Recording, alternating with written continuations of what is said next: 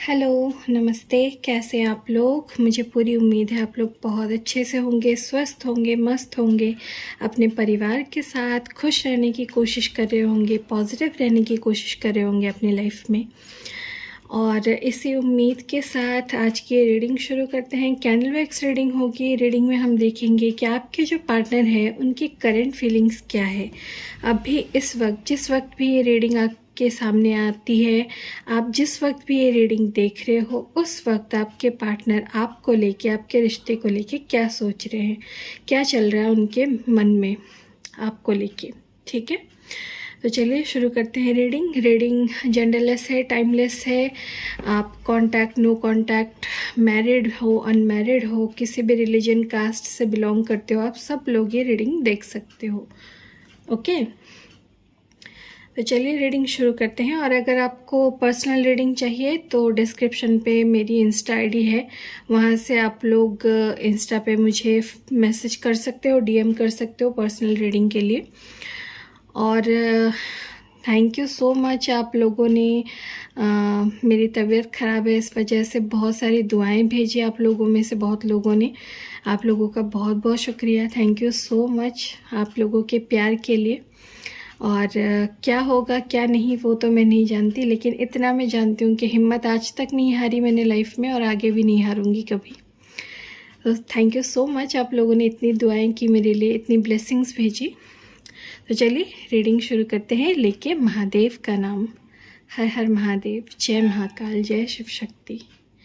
Mahadev guide कीजिए हमारे जो भी व्यूअर्स इस वक्त ये रीडिंग देख रहे हैं, उनके पार्टनर की फीलिंग्स क्या है हमारे व्यूअर्स को लेके, उनके रिश्ते को लेके।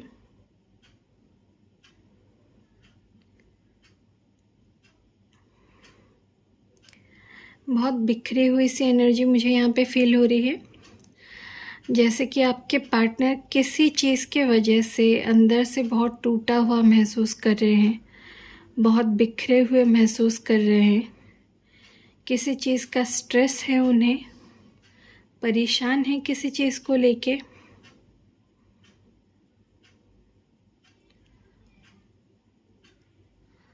अल्फ़ाबेट एल है यहाँ पे।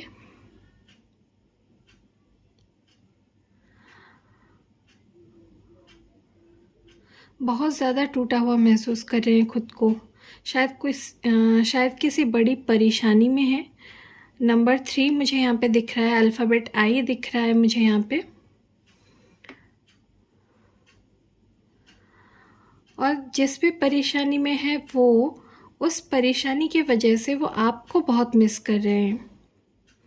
उनका ये मन कर रहा है कि काश आप उनके पास होते या आप उनके साथ होते तो वो आपको बता पाते, आपके साथ अपनी तकलीफ़ें बांट पाते कि उन्हें किस बात से तकलीफ़ हो रही है।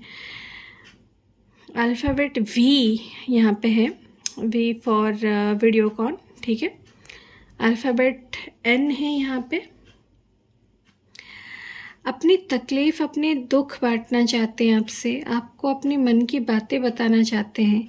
उन्हें ऐसा महसूस हो रहा है कि कोई ऐसा उनकी लाइफ में है ही नहीं जो उन्हें समझ पाए या उनकी दुख और उनकी तकलीफ़ों को समझ पाए जैसे आप समझते थे। अल्फ़ाबेट ए है यहाँ पे, ए फॉर एप्पल, ठीक है। अल्फ़ाबेट टी है यहाँ पे। उन्हें आपकी कमी बहुत महसूस हो रही है।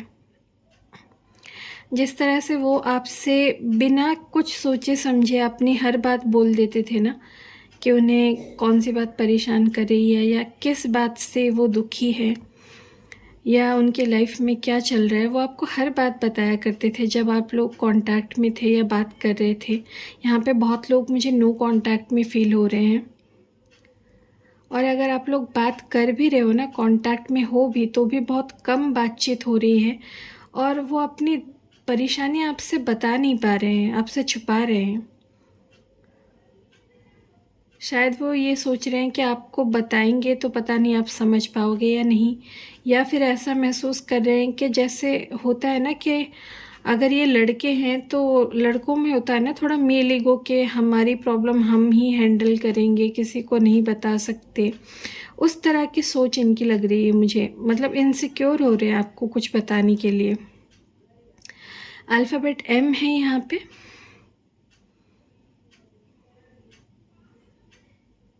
अल्फ़ाबेट E है, अल्फ़ाबेट G है यहाँ पे, अल्फ़ाबेट S है,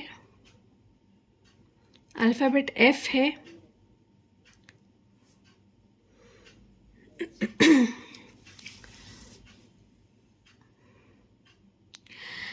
आपके पार्टनर आपसे बात करना चाहते हैं। अगर आप लोग बहुत लंबे समय से नो कांटेक्ट में हो तो हो सकता है ये आपको कॉल डायल करे और मिस कॉल करके छोड़ दे कि शायद आप उन्हें कॉल बैक करो ये सोच के, या फिर आपका नंबर डायल करे और 1-2 सेकंड में ही कॉल कट कर दे, ठीक है। या ऐसा हो सकता है कि एक हाय का मैसेज आ जाए, या फिर कैसी हो या कैसे हो इस तरह से एक छोटा सा मैसेज आ जाए। इस तरह की चीज़ें मुझे दिख रही, क्योंकि उन्हें इतनी बेचैनी हो रही है ना, क्योंकि वो किसी से बात नहीं कर पा रहे हैं, किसी को अपनी तकलीफ़ें नहीं बता पा रहे हैं, तो हो सकता है वो आपको कांटेक्ट करने की कोशिश करे। अल्फ़ाबेट N है यहाँ पे, अल्फ़ाबेट O है,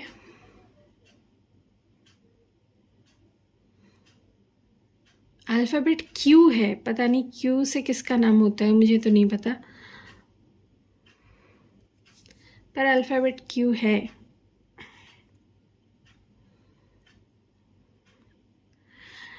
देखिए, एक और स्ट्रॉन्ग एनर्जी मैं यहाँ पे फील कर रही हूँ ना, आपके पार्टनर अगर बहुत इगोइस्टिक हुआ करते थे, बहुत ज़्यादा ईगो एटीट्यूड में आपसे बात करते थे, हमेशा आपको ऐसे जताते थे कि आप इनकी लाइफ में रहो या ना रहो इन्हें कोई फ़र्क नहीं पड़ता, आप इनके बारे में कुछ भी सोचो इन्हें फ़र्क नहीं पड़ता, ये अपनी मर्ज़ी से जो मन करेगा वो करेंगे, जैसे रिश्ता निभाना है वैसे निभाएंगे, जब आना होगा तब आएंगे, जब नहीं आना होगा नहीं आएंगे, जब बात करनी होगी तब करेंगे, जब नहीं करनी होगी नहीं करेंगे। मतलब अपनी मनमर्जी से अगर ये रिश्ता चलाते थे और आपको बहुत ईगो शो करते थे ना हमेशा, तो इनका जो घमंड है ना वो अब टूट गया है। इनकी लाइफ में ये इतनी परेशानियां देख रहे हैं कि इनका घमंड अब बाकी ही नहीं रहा।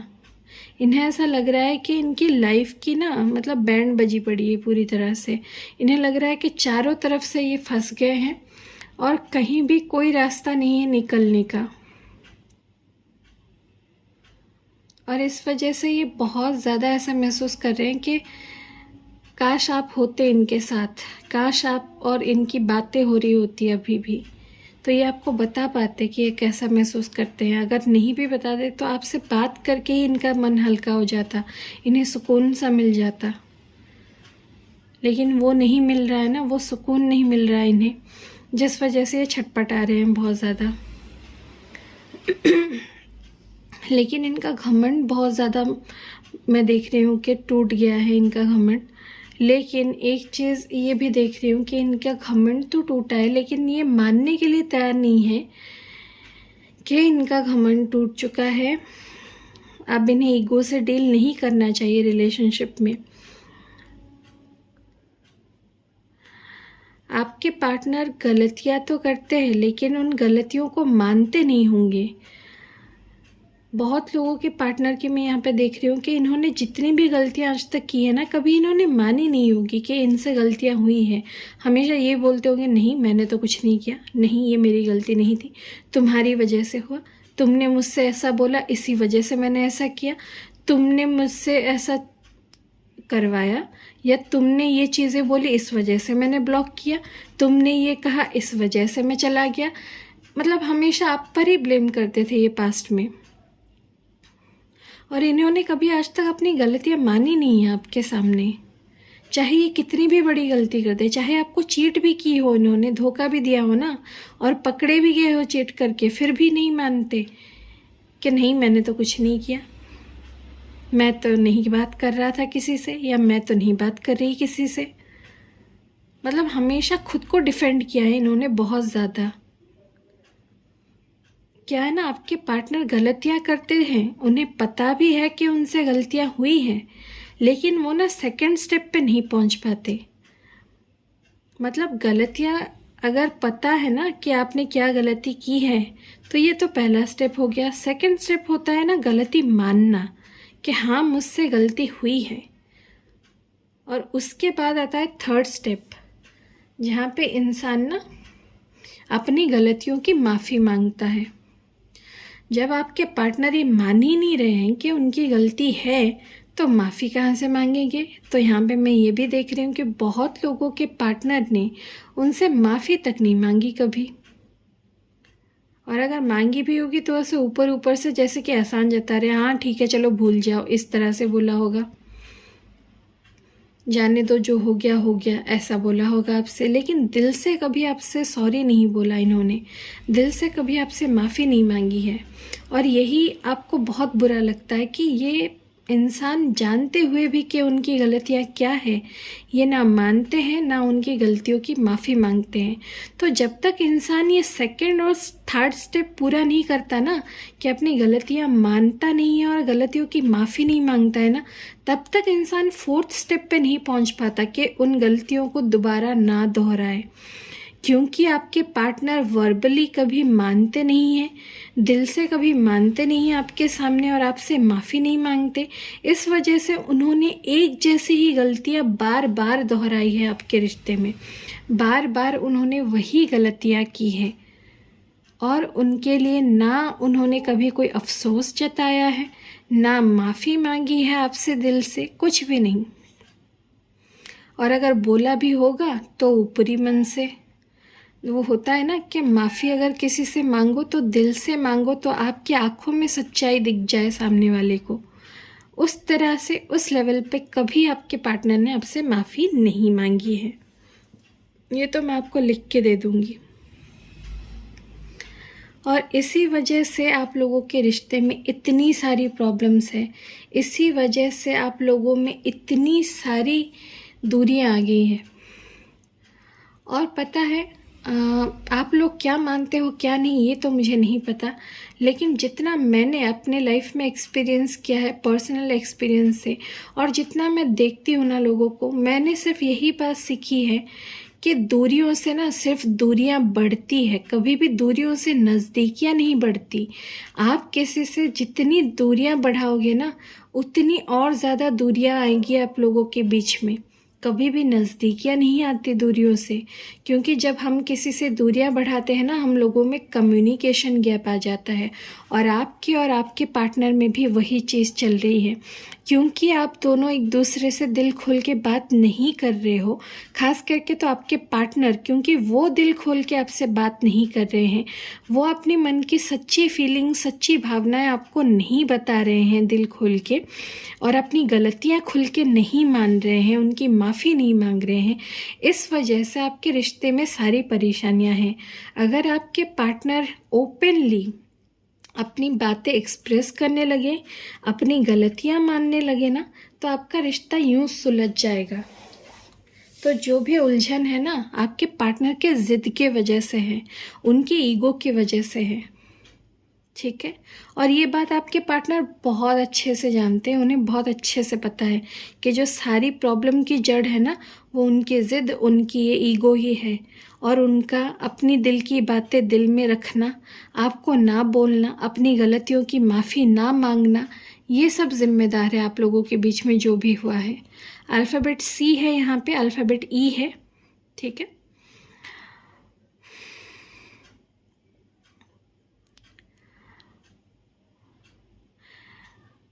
देखिए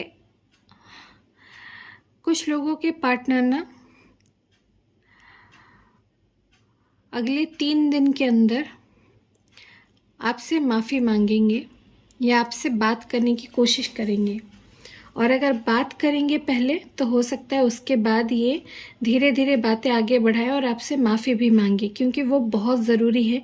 उनके दिल पे भी ये चीज़ बोझ बनी हुई है कि उन्होंने आपसे अपनी गलतियों की माफ़ी नहीं मांगी है, ठीक है। उनके दिल में भी बोझ पड़ रहा है इस चीज़ का, उन्हें भी बहुत ज़्यादा तकलीफ़ हो रही है इस चीज़ से, उन्हें मतलब उनका मन भारी हो रहा है इस चीज़ की वजह से। तो वो ज़्यादा देर तक चुप नहीं रहेंगे, आपसे माफ़ी ज़रूर मांगेंगे।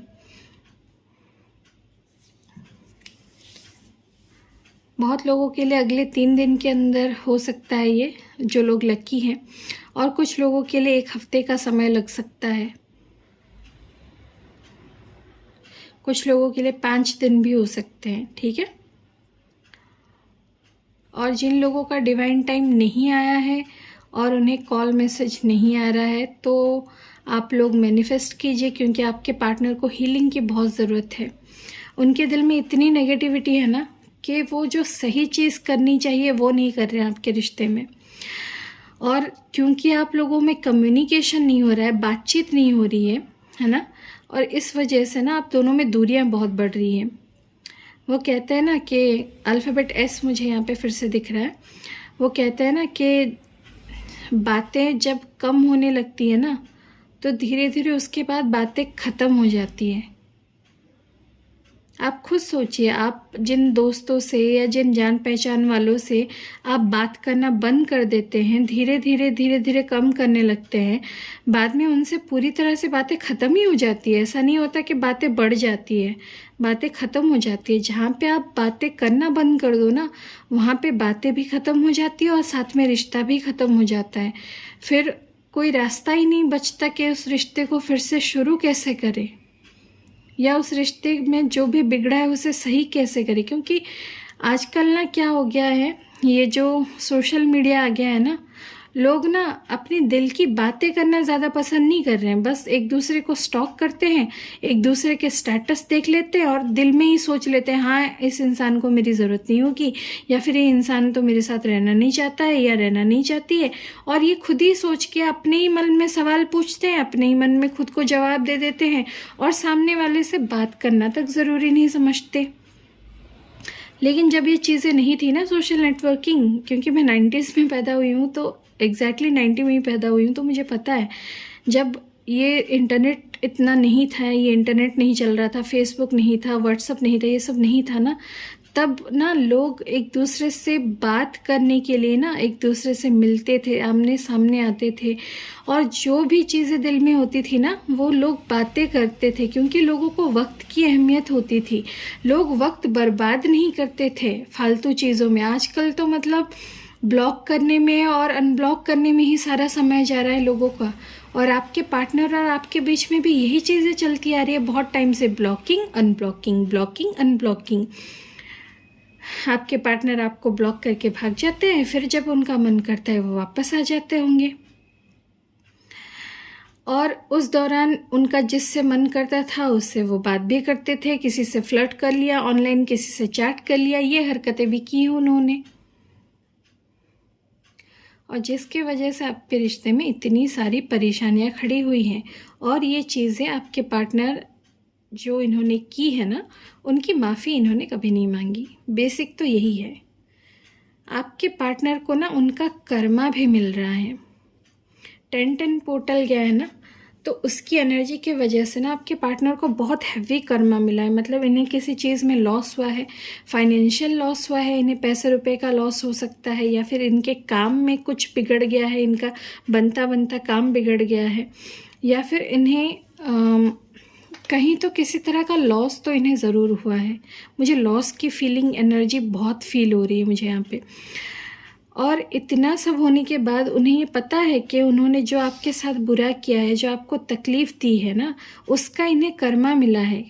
वो है ना कि आप किसी को कितनी भी तकलीफ़ दे दोगे ना, वो पलट के आपके पास ज़रूर आएगा। या तो आपके पैसे रुपए में आपको तंगी हो जाएगी, या फिर आपकी ज़िंदगी में बनते हुए काम बिगड़ जाएंगे, या फिर जो लोग आपके अपने थे वो दूर हो जाएंगे, जिनके लिए आपने किसी का दिल दुखाया होगा ना, वो लोग आपके दुश्मन बन जाएंगे, या वो आपसे बुरा बर्ताव करना शुरू कर देंगे। जो भी चीज़ आपको सबसे ज़्यादा पसंद होगी ना, कर्मा आपसे वही चीज़ छीन लेगा। आपके कर्मा का फल वही होता है, और आपके पार्टनर के साथ ये हो भी रहा है।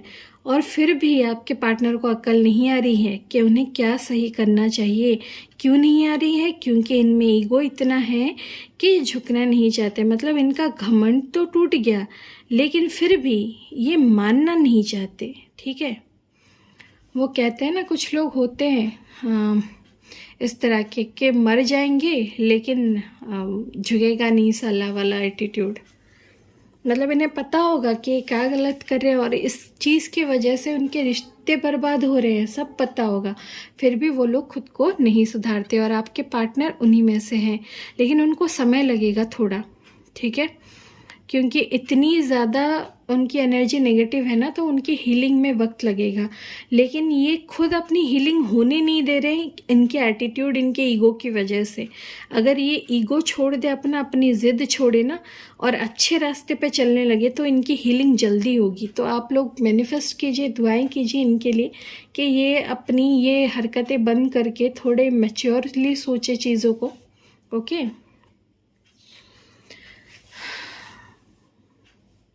और अगर मैं बोलूँ तो यहाँ पे नंबर 1 है, ठीक है,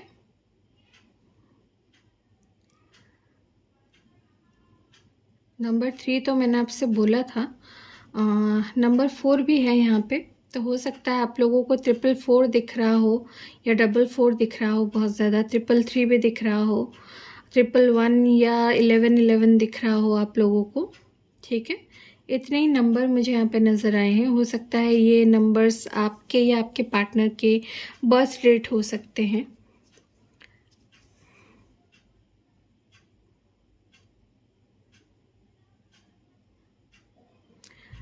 बस इतनी चीज़ें मुझे यहाँ पे नज़र आ रही हैं। लेकिन मैं ये साफ साफ बता दूँ कि जब तक आपके पार्टनर घमंड नहीं छोड़ते ना, अपना घमंड टूट तो गया है बहुत हद तक, लेकिन फिर भी अभी भी बाकी है उनका घमंड, और जब तक वो नहीं टूटता ना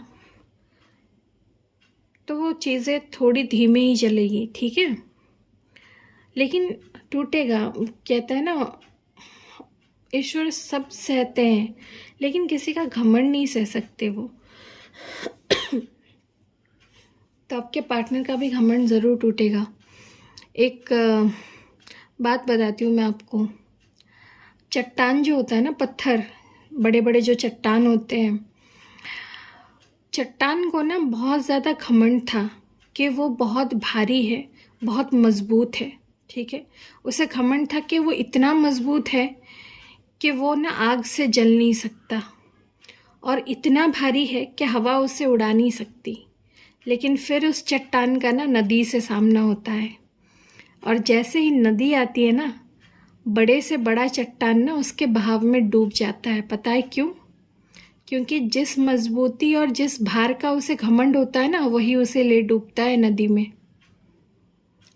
तो इंसान को जिस भी चीज़ का घमंड होता है ना, एक दिन ऐसा समय ज़रूर आता है उसके ज़िंदगी में कि वो उसी घमंड के वजह से डूब जाता है। और आपके पार्टनर अगर संभले नहीं ना, तो वो डूब के तैरना सीखेंगे, लेकिन सीखेंगे ज़रूर। अगर देर भी लगी तो भी सीखेंगे। लेकिन आप ना इस इंतज़ार में अपनी लाइफ बर्बाद मत करना। आप आगे बढ़ते रहना, अपने लिए सेल्फ लव करना और चीज़ें हमेशा सही करते चलना अपने लिए, ठीक है। जब आपके पार्टनर का हीलिंग हो जाएगा ना, जब ये उनका घमंड सब ख़त्म हो जाएगा, तब वो खुद आपके पास आ जाएंगे। आपसे जितना हो सका आपने बहुत किया होगा, और शायद कर भी रहे हो, तो जितना हो सके उतना करो, उससे ज़्यादा अपने आप को लोड देने की ज़रूरत नहीं। ओके, तो पॉजिटिव रहिए, खुश रहिए। अगर रीडिंग आपको अच्छी लगी है, आपके सिचुएशन से रेजोनेट करी है, तो लाइक, कमेंट और शेयर ज़रूर कीजिएगा। कमेंट में मुझे ज़रूर बताइएगा कितनी रेजोनेट करी आपसे रीडिंग, और रीडिंग आपको कैसी लगी। और अगर अच्छी लगी है तो चैनल को सब्सक्राइब कर दीजिए, ठीक है। और जिन्होंने सब्सक्राइब कर रखा है, thank you so much my soul family. फिर मिलते हैं अगली रीडिंग में, तब तक के लिए हर हर महादेव, बाय।